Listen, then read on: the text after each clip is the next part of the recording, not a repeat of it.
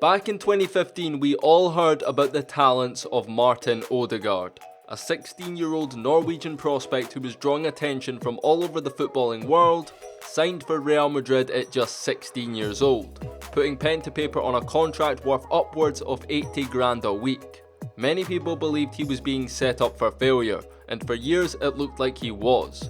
Madrid don't exactly have the best track record for developing young players, and Odegaard looked like yet another player who saw their talent wasted by joining a big club at a young age, resulting in a stall of his development due to lack of opportunities and playing time. Though just as everyone was ready to make their "Where is he now" and "What happened to Martin Odegaard" videos, the Norwegian recently re-established himself and is now one of the best playmakers in La Liga. In today's video, we'll document the journey of Odegaard, detail what went wrong prior to this point, how he was able to revive his career, and just how good he can actually become in the future. So Odegaard began his pro career locally in Norway, where he became the youngest player to play in the Norwegian league before later becoming the youngest goal scorer also. Regular starts and promising high-level performances led to the end of his time back home in Norway, when with every major European club interested, Real Madrid were the ones that captured his signature, scooping him up for just €3 million. Odegaard's career in Madrid was short. He spent time with both the first team and B team, Real Madrid Castilla, and he didn't impress at either level. He made his first team debut replacing Cristiano Ronaldo just 2 months into his Real Madrid career, becoming the youngest debutant in club history.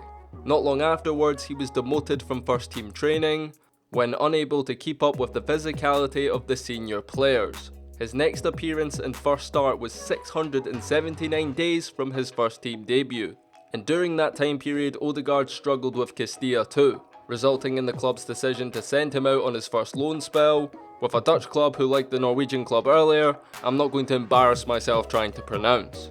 Though this move to the Netherlands seemed to rejuvenate Odegaard, who slowly but surely began to show that there was, despite his setbacks, still glimpses of the footballer that was once upon a time the most sought after teenager in the sport.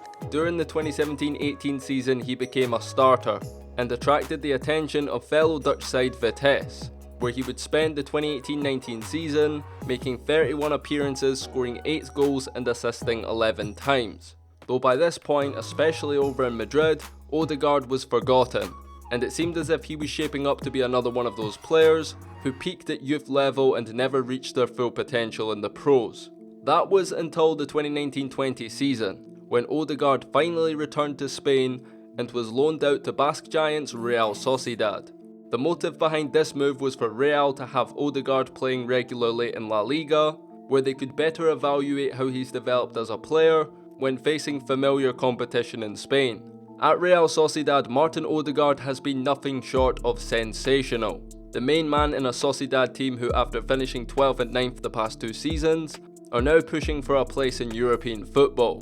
And Odegaard is very much at the centre of that, leading the team from an attacking midfield position and is making a strong case to be La Liga Player of the Season.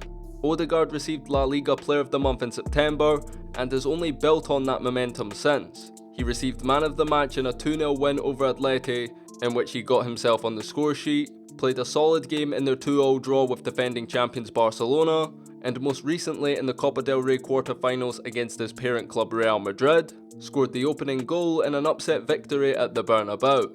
A performance that has been the centre of controversy and kick-started a debate in Spain as to whether loan players should be allowed to play against their actual clubs. So far this season, Odegaard has 6 goals and 8 assists, and we can only expect to see him contribute to more goals from now till the end of this season.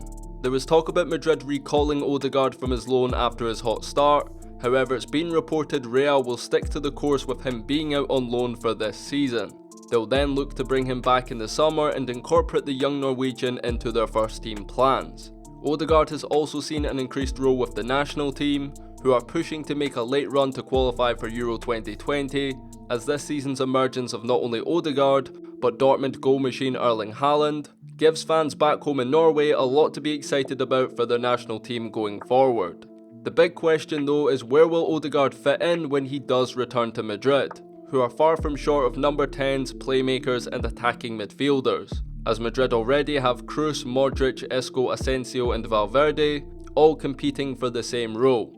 And let's not forget about Brazilian wonderkid René Jesus, who was recently signed from Flamengo for €33 million.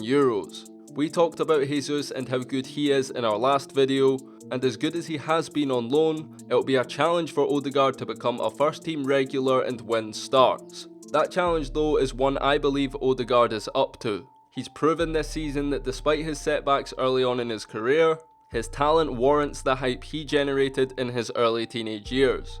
Just as people were ready to give up on him, he showed that he still has it in him to one day become a world-class player. And I have no doubt he'll do so at the Santiago Bernabeu in a Real Madrid jersey for years to come. But that's just my opinion. I want to know what you guys think down below in the comments. Can you see Martin Odegaard becoming a world-class player at Real Madrid? Do you think he's just a one-season wonder, or do you think he should look elsewhere to continue his career? Leave your thoughts and feedback down below in the comments. Subscribe to the channel if you haven't already. We'll leave it at that. I'm gone. Peace.